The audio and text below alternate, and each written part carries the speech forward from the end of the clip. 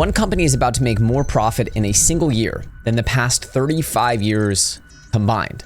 That company is called Micron. It's up over 600% in a single year. It recently crossed $1 trillion in market cap. And for a lot of people, you're probably thinking, well, I missed it. It's too late. The trade of the year, maybe the trade of the decade, is behind me. If you've traded crypto charts, you know that a blow off top can be nasty. So we're probably all thinking the same thing. But the point of this video is to understand, is it too late to buy Micron? Is it too late to buy into this AI memory trade? Or is this sell-off a major opportunity and a classic buy the dip situation? Because just 2 weeks ago, after the insane mania run-up, Micron started crashing. The headlines flipped overnight. Bear market, the memory trade is over.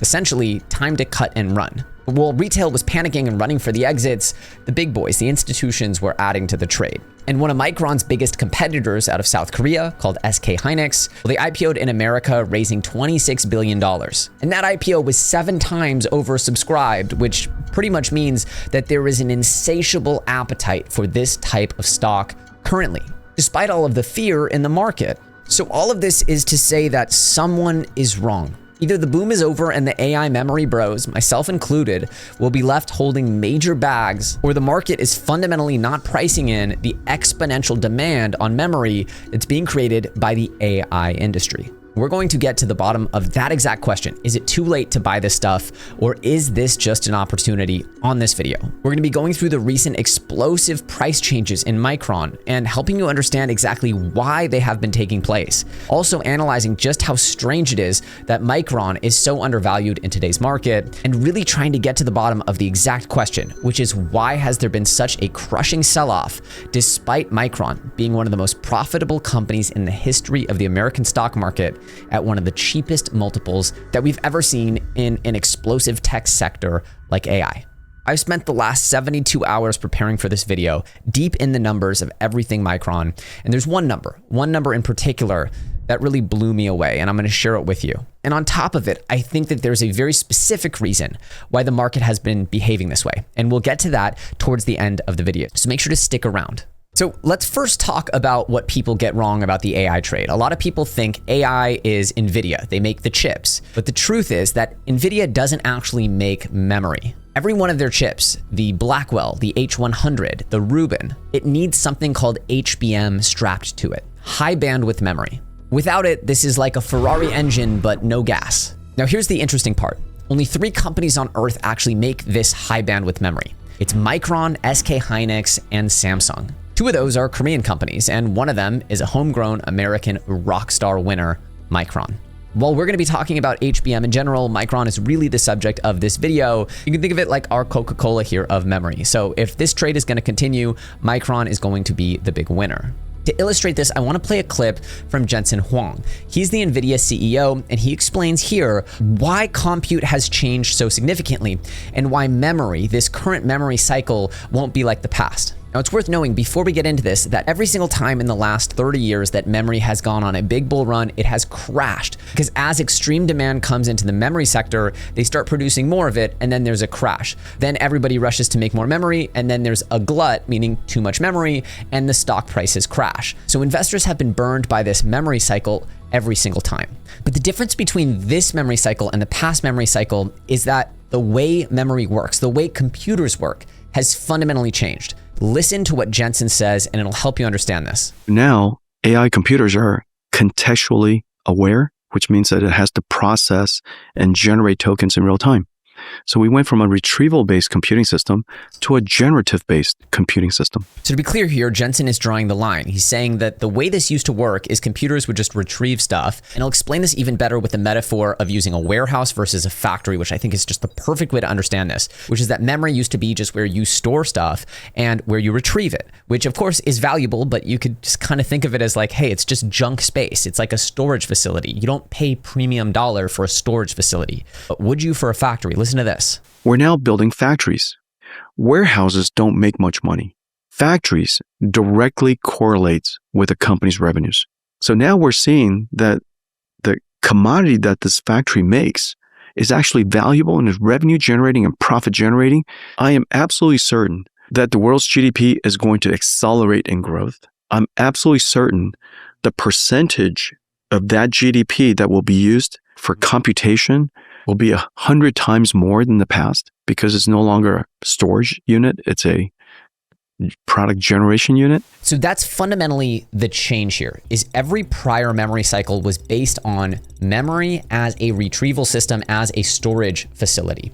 Now, memory, high bandwidth memory in specific, is being used to actually create things. That's the whole generative AI movement. That's what these AI LLMs like Claude, OpenAI, etc., that's what they're making. They're making chips actually produce work, and the amount of money that you can get out of a factory versus a warehouse is totally different. They serve totally different purposes, and that's why we need to understand, is this memory cycle different? And not only is it different, but even if it's not different, when is the supply shortage going to turn into a supply glut? And if we understand those things, we can not only plan around this time may be different, but we can also hedge our bets by trying to understand when the stock market might top, even if it's not. And that, my friends, will be the magic of risk managing our way through this new cycle. So now you understand the metaphor here. This is a factory. This is no longer a retrieval system.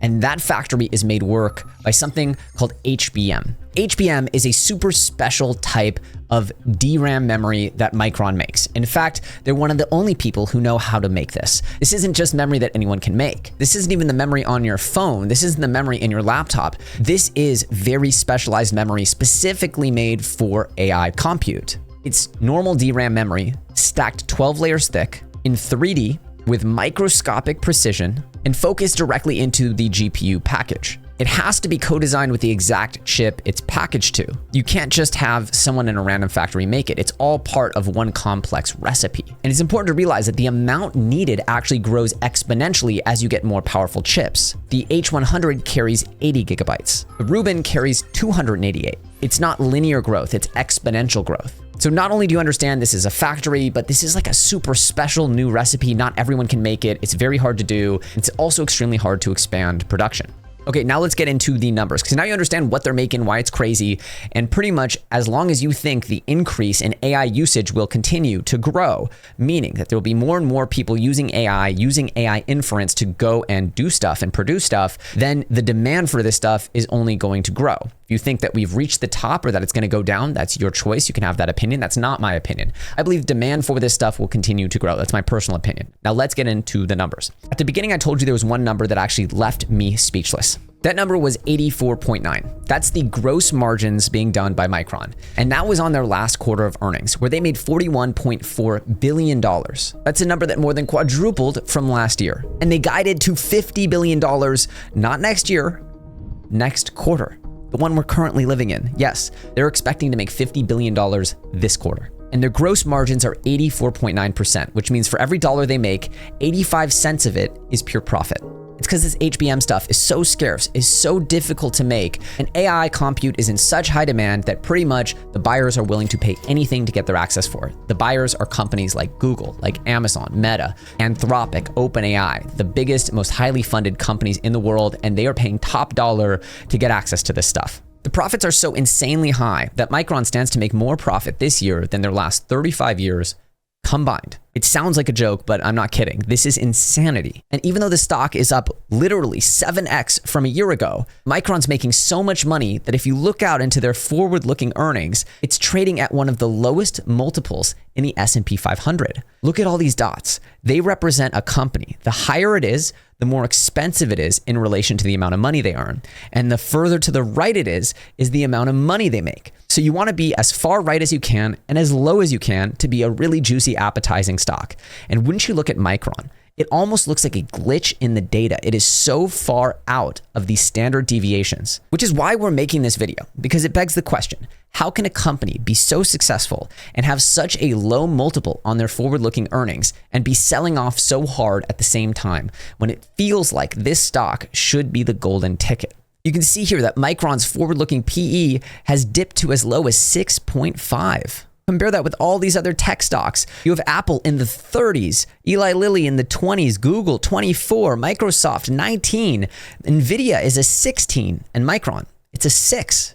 It's a 6. So So let's start talking about this, because the only way this starts to really make sense is if everyone believes that this was the top, this was the peak of the mania. And what normally happens with memory, why they call it cyclical, is that once this crazy stuff starts to happen and the memory companies are raking in the money hand over fist, they expand the amount of memory being created. They increase supply. And that, of course, will come to meet the demand, and the amount of profits will go down. It goes from a shortage to a glut, meaning from not enough to too much. And the question is, are we going to experience that in the future?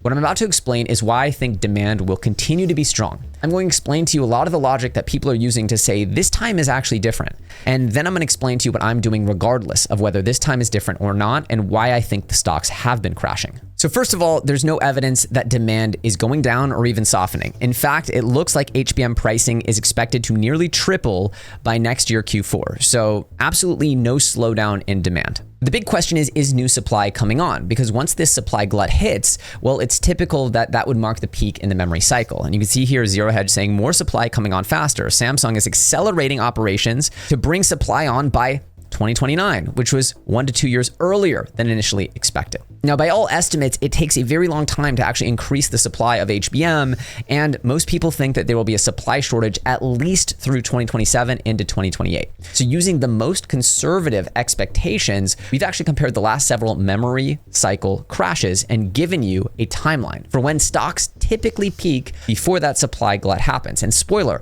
it typically happens before the supply hits the market, but not too much before.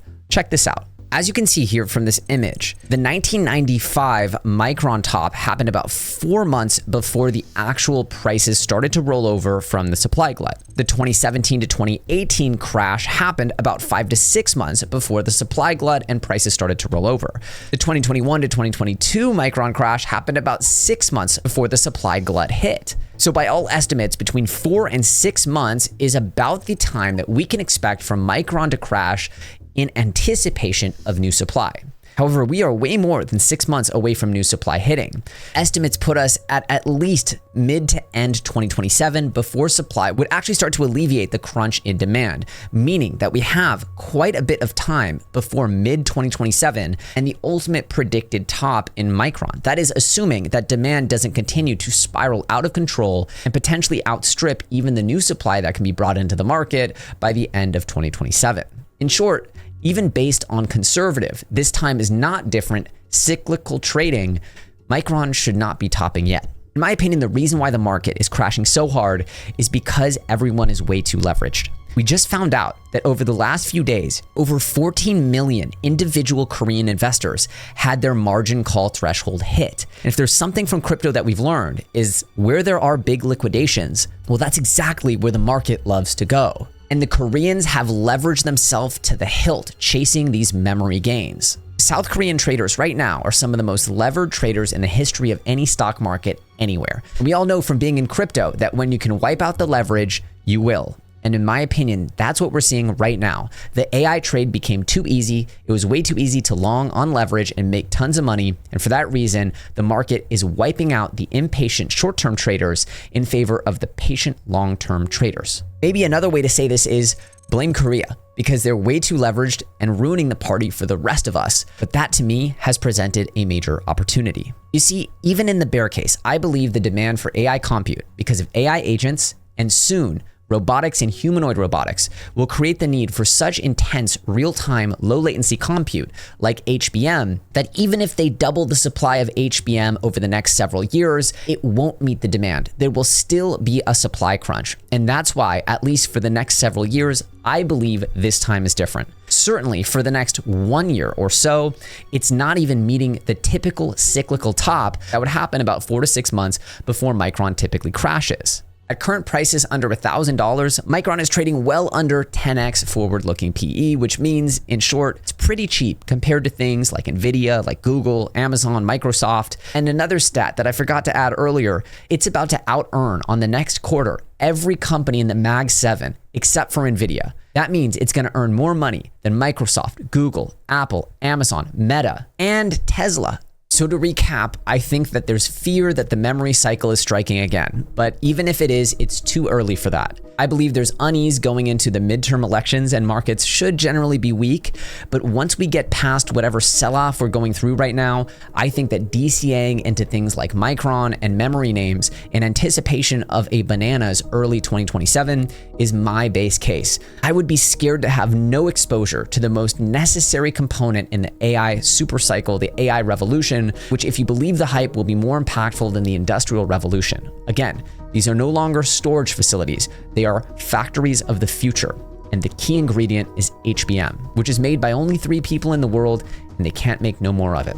That's why I think having a risk-managed entry, don't blow all your money on this, but having some exposure to Micron, which could easily double over the next year, if not more, depending on the actual demand for AI, agentic inference, and if we get any kind of robot economy going, I think things should get crazy. But even so, we're way too far ahead of the supply glut for me to be selling my bags or abandoning memory altogether. So no, I don't think it's too late to buy Micron. If anything, I think that this washout will be looked back at as an amazing gift because leverage was wiped, short-term traders were wiped, and if you buy over the next several months, I think you're going to be buying along some of the biggest and most sophisticated investors. Make sure, of course, to manage your risk, not to overcommit, but I'm pretty bullish on Micron. I'm curious what you're thinking, if you're holding any, if you've sold your DRAM bags, or if you don't have any interest in trading this stuff and you prefer to just buy into things like Monster Energy. Let me know what you think about this deep dive into Micron and the memory cycle, and if you like it, please smash that like button, subscribe, and I'll see you soon on the next video.